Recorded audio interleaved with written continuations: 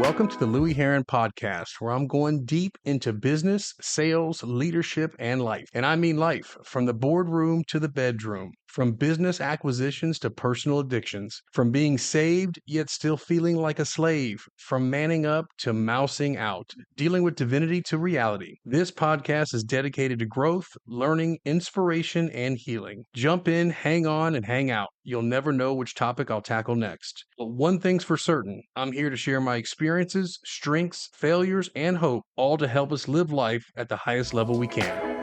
What's up, guys? Welcome in to Louie Herron Podcast. Man, so glad you're with me here today. Boy, I've got a interesting topic. We talk about sales, leadership, business, and life's lessons. You know, I'm always talking about your body, your being, spirituality, your balance with your family, as well as your bank account, your business. Today, we're talking business. And actually, it really stemmed from my experience over the last couple of days, actually shopping for some power sport equipment and some farm equipment. And so let me get into that story with you, and then I want to break down what I think my experience, share with me, and then I want to share something with you that I think will be powerful for your business. It's a real basic, and I think it's extremely fundamental that will actually enhance your business. But most importantly, I hope that I jog a thought or two of some things maybe you just haven't been thinking of lately. Maybe things are too complacent. Maybe things are too comfortable. Maybe profits are too consistent. And so maybe this may be a nice jolt. Whether you're an individual salesperson, you're still operating your business, or whether you're the business owner, you're still operating the whole sense of operations.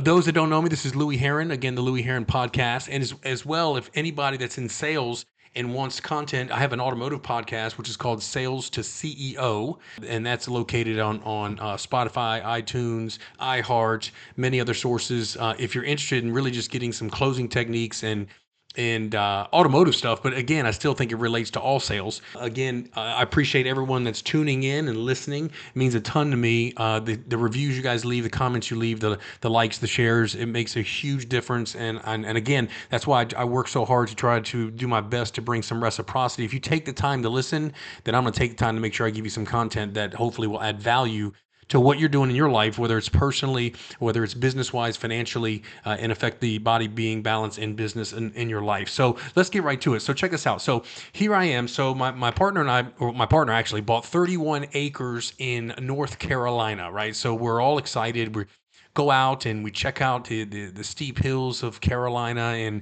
you know we spend some time out there, and so immediately we're thinking, okay, we need tractors, we need UTVs, we need four-wheelers, ATVs. You know, we're kind of going through the whole thing, what we're going to build out there, and so on and so forth. Very exciting time to kind of process through that stuff. So we went on this quest this past week. I just want to share with you my experience, and this is going to lead me to basically the four quadrants of business that I think we all need to be focused on. And I want to share those with you, but I want to stem it from this story. Again, so we go to the first tractor place, which, again, I don't even want to mention the store's name. I'm here in Jacksonville, so I'll leave it at that. But nonetheless, so let me tell you my experience. So we go start shopping.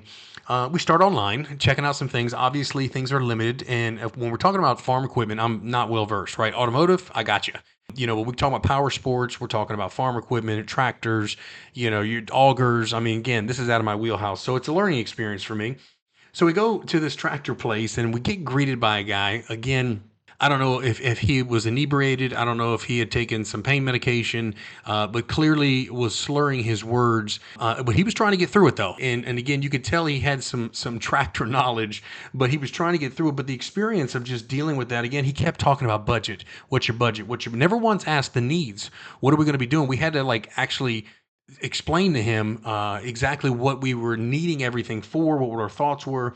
There was zero consultation. We are standing outside Jacksonville, Florida, and there's a massive heat wave going on across the southeast as it is.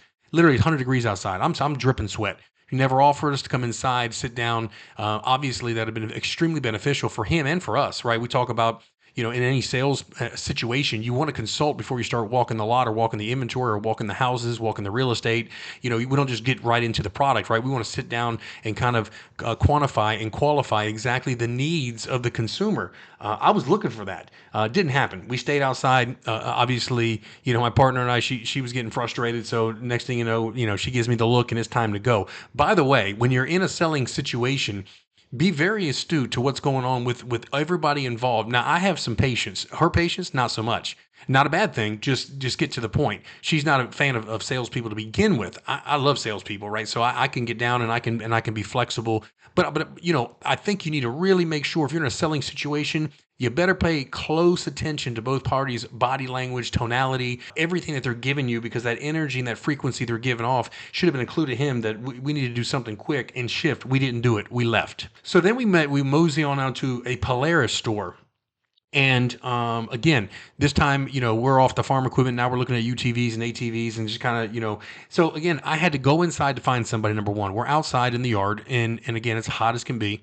And I had to physically go get somebody. All right. Finally, when I get him, he's with us for about 5 minutes. And I literally said to him, "Hey, by the way, what's your name?" He says, "John." It's John. Nice to meet you. I'm Louie. This is Wendy, and this is our little guy Xander. And so we were going. I had to literally draw out from him what his name was. The guy had zero energy, zero enthusiasm. Needless to say, he was fairly informative. Once again, talking money, money, money, money. How much you want to spend? How much you want? Again, he doesn't know who he's talking to, and nobody knows who you're talking to. Again, there's a time and a place to talk finances and money. Clearly, that wasn't a concern. We were looking for the needs and was open-minded to a $40,000 Ranger all the way to a $20,000 Ranger. It didn't matter. We were looking more about what was going to benefit our needs. Again, didn't happen. Not only that, I asked him, "Would you mind if I get a card from you?" He said yes. So I walked back inside with the guy. He never one time asked me for my name, my phone number, my information. Again, if we're in sales, guys, if you're in a selling situation, I don't care if you're prospecting at the gas station, we always try to attain a name and a phone number to follow up with somebody. Anytime we engage in conversation with a potential buyer to anything we're offering, product or service, we've got to get a name or number. We've got to have an email. We've got to have a way to text, communicate, and be able to really, take advantage of that opportunity, every single opportunity. So critical, and I cannot believe that salespeople in this day and age still miss that. Now, we go to the third place, and I will say the name of this place. It's called Whole Shot Power Sports here in Fleming Island, Florida. Okay, and we met a guy by the name of Big Dave. And Big Dave, if you're listening, brother, you did a great job. So this experience was completely different. Number one, the facility itself was extremely presentable. It had elements of excitement going on in the store, even though it wasn't thumping, it wasn't rocking. Right, if I'm running that deal, I'm gonna have it dialed in even more than what I felt. But I did feel, in comparison to the tractor place and the first Polaris place, completely different environment. Guys, environment sells. Environment makes a difference. You create that environment. Management creates that. Sales creates that. I don't care where the environment's at, whether it's music, popcorn, whether it's, again, we're including all the senses. Somebody's looking to buy something and spend their money with you. You've got to make the vibe just right. Big Dave, though, I'm going to tell you something. Big Dave was a great communicator. This guy, apparently he owned his own landscaping business, and he sells power sports equipment, has been there for probably 8 years. So he's seasoned, he's experienced. The thing I loved about Big Dave more than anything is he was fast with the information. I first spoke to him on the phone. When I spoke to him on the phone and told him what I thought I was looking for, okay, I gave him the information. He said, "Let me call you back." He calls me back. He gives me some pricing on and what he had in stock. I said, "Cool, we're gonna come down and see you." Now, I liked the guy. The guy's energy was great. He was a fantastic communicator, and he asked me over and over and over. He said, "Hey man, what do you need? The Ranger you're looking for, is it a workhorse, or you want to have fun with it? A mixture of both? The ATV, is it simply just trailing? Tell me what you want to do." And literally, it gave us the opportunity to share and explain exactly what our thoughts were. And then he went into downselling, because I landed on the 1,000, 1,200 ATV, right? The big boy. And he's like, "Bro, the 850 will give you all you can handle and then some for what you want to do. Now, you can spend more money." He said to me, "I don't know your budget, and that's your business. But I would tell you, if it were me and you're as big as I am, this would be plenty." Now, again, he mentioned money, but he never asked me how much money I wanted to spend. He never showed me the most expensive thing. He explained to me how much it was when I asked him. So again, I think from this experience, we set an appointment for 10:30 actually this morning, to go in. Now, they did a great job. I get there at the appointment time, 10:30, like I said I was going to be there. The trailer was already lined up. The two pieces of equipment that we bought was there, gassed up, ready to go, cleaned up. All we had to do was load it on the trailer. I was there to sign my paperwork. Everything that we had agreed to financially, okay, when I got into the finance office, started to change a little bit. Now, this is no fault of Big Dave's, not even saying anything Big Dave, or even management staff to a certain extent. They got an approval. We thought the whole deal was on a 72-month term. Then it ended up being a 60-month and a 72 and a sub-vendor rate, a non-sub-vendor rate, and all this kind of stuff. Anyways, long story short, we got through it, but I didn't leave till 2:30. I got there at 10:30. I didn't leave at 2:30. I didn't leave till 2:30. Now, as a consumer, do I need something free for my inconvenience? No, I don't. But I can tell you from a vantage point of when something doesn't go perfectly, that you need to be and I need to be as business owners figuring out a way how, other than I'm sorry, 5 more minutes, just 5 more minutes. We just 5 minute ourselves to death. I mean, literally for an hour, it was 5 more minutes. And I know you know what I'm talking about. Again, I didn't complain. I didn't bitch. I didn't moan. I didn't get sideways. It's all good. It's all good. But I'm experiencing this whole experience, and how I left versus how I got there was two different feelings. Fortunately, I like Big Dave so much. All you sales guys out there, you can overcome a lot if you can do the right thing and connect with your customers. Yeah, the finance guy was a good guy. Stuff didn't go like it was supposed to go. No big deal. I met the sales manager. No big deal. He was a cool guy. But Dave is the one that I really liked. He gave us a great delivery. And when we left, even though it was later than I wanted to, and I was there when I was supposed to be, it was a half decent job. Could have been better. Could have been better. So again, from that experience, I want to share with you guys the 4 quadrants of business. Now, and I want to present this to you, the business owner, the operator, and I also want to present it to you, the salespeople. This is so basic, so fundamental, but this is the crux of business from my own personal experience that I think makes a huge difference. Again, guys, I'm not the Wizard of Oz. I've been in the automotive business for 30 years, and I've owned dealerships, for 13 of those 30 years, and I've operated for 21 of those 30 years. I have a little bit of experience when it comes to this, and this worked for me, so I'm sharing it with you. Take that with a grain of salt. I got 4 areas that if you're not focused on being the best at, okay, it's going to bite you in the ass, and in the end, the competition is going to eat you alive. Okay. Now, again, these 3 places that I went to was 3 dynamically different environments, personalities, places, inventories, structures, frequency, vibe, energy. 3 different dynamics that affected the decision of what I was going to buy and when I was going to buy. Okay. So let's get to number 1. Number 1 is convenience. Okay, so I'm gonna go one by one, then I'm gonna tell you all, I'm gonna recap it for you because I think it's important. If you're driving, man, take the time to go back and write this down. But the first thing we want to look at in any business is convenience. Guys, I look at it like this. How many clubs do you have in your bag? We've got to get better at using every single club, right? You got the 9-iron, you got your driver, right? You got your putter, man. You got your chipping wedge. Guys, we've got to get good with every single one of these in the sense of convenience. So when you look at your business owner, when you look at your business, how much convenience do you provide for your customer?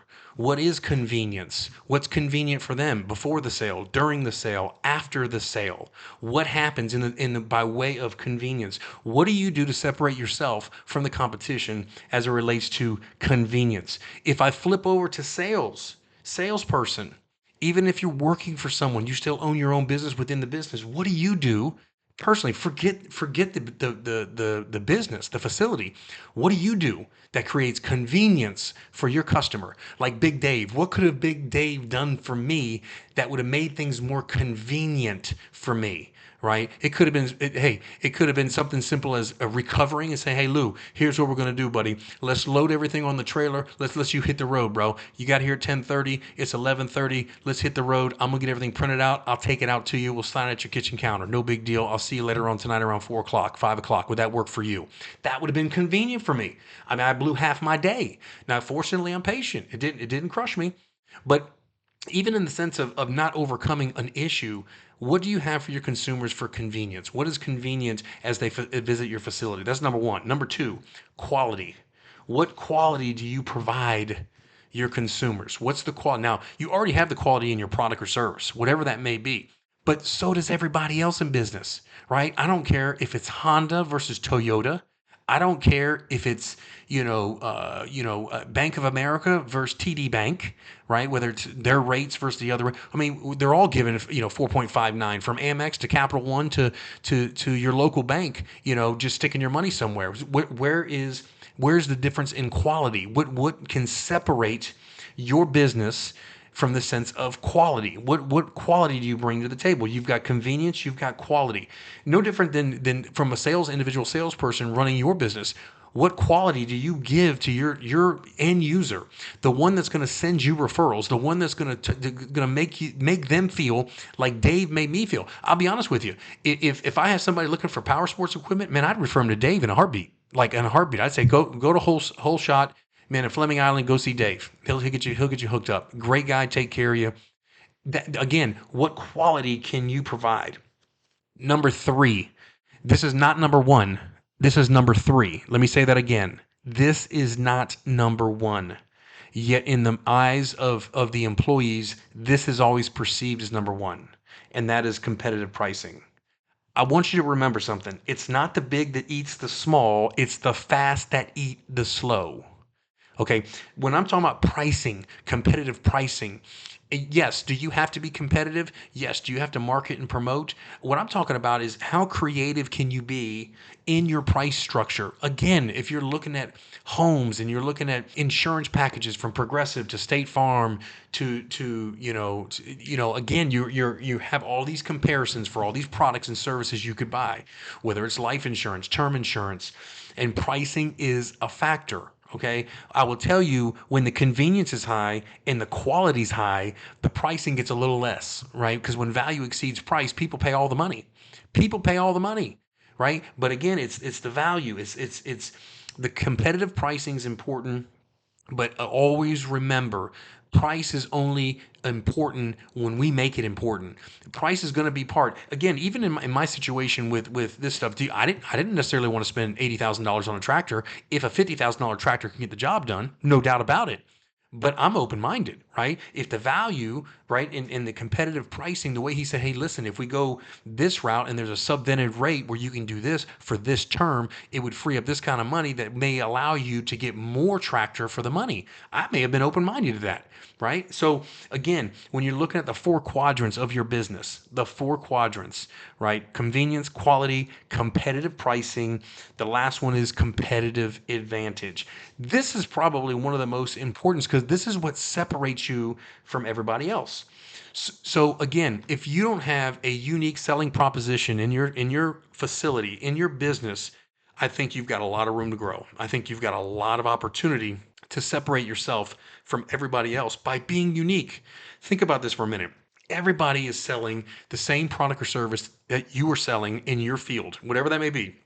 And every single day, we're going about it pretty much the same way because guess what? The competitor's doing the same thing. If it's online, they're pricing it a certain way. Every one of your competitors are pricing pretty much the same way. They're putting the same basic information, photos, descriptions, the same way. There's nothing wrong with that. What I'm suggesting to you is from the 4 quadrants of business, growing your business, getting a sustainable business to continue to go to the next level, a competitive advantage. What are the guarantees? What are the warranties? What are the free things you provide?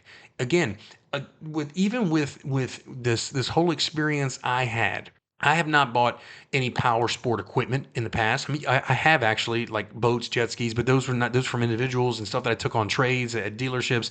I didn't actually have an experience where I walked in and purchased some new product, right? There could have been a whole slew of things that this particular dealership could have offered, right? That could have sweetened the deal if there was more competition. Fortunately for them, the other 2 places I went, it wasn't much of a competition, right? So they had a competitive advantage in one sense that they've been in business, family owned, 20 something years. But how competitive is that? Maybe in the sense of the environment's comfortable. There's tenured people there. Everyone's got a system in place. Everything goes smoothly and flawlessly. Could be the case. But the bottom line is, guys, there's 4 quadrants of business that I believe if I'm operating any business, I need to focus on the convenience, the quality, the competitive pricing, and the competitive advantage. I'm looking for a unique selling proposition. I'm looking for something that's going to make a difference. I'll leave you with one example in the automotive space. I was in Atlanta, Georgia, and I'll close the podcast out with this. Hopefully this makes it clear. I'm in Atlanta, Georgia. I'm working at World Toyota. I'm managing this dealership that had been struggling for, I don't know, 5 years. They were going to sell the store. It was losing money. They bring me in. I, in turn, bring in my team that knows my process, that knows what I do, trained sales to CEO, trained managers, sales staff that knows how to do what I need them to do.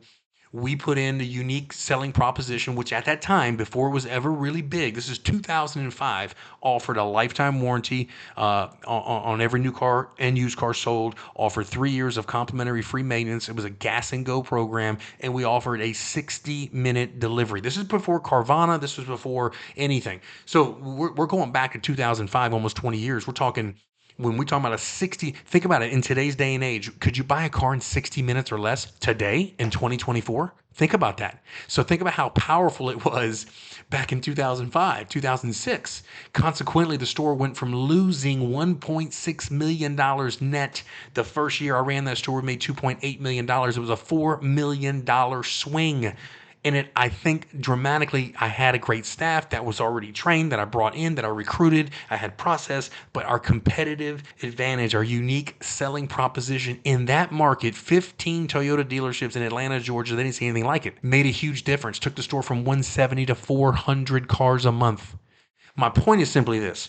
It's not about anyone's particular individual performance. It's about my experience of the 4 quadrants of business. I believe will make a big impact in yours if you're too comfortable with your business convenience to the customer, if you're too comfortable with the quality you're giving, if you're too comfortable with the price points that you're and how you're positioning your pricing, if you're too comfortable with not having a unique selling proposition, by all means, keep it moving.